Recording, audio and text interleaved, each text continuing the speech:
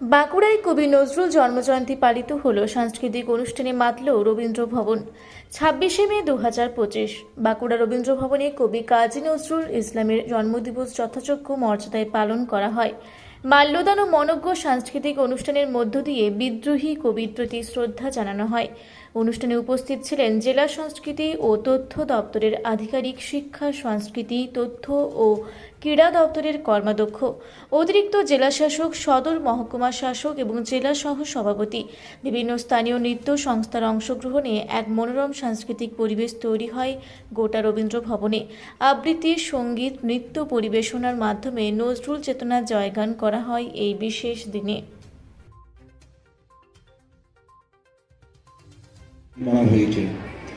আমরা যার আজকে জন্মজয়ন্তী পালন করতে যাচ্ছি, এই কাজী নজরুল ইসলাম, উনি বর্ধমান জেলার চুরুলিয়া গ্রামেতে জন্মগ্রহণ করেছিলেন। ছোটবেলাতে যাকে দুখু মিয়া বলে তার নাম পরিচিতি ছিল। এই কাজী নজরুল ইসলামের জন্মদিন উপলক্ষে যে আজকে অনুষ্ঠান, বাঁকুড়ার এই পবিত্র স্থানে, এই পবিত্র দিনে এই মহামানবকে আসুন আমরা বাঁকুড়াবাসী সবাই প্রণাম করি। এই প্রথম আবির্ভাবে ওয়েসলিয়ান কলেজে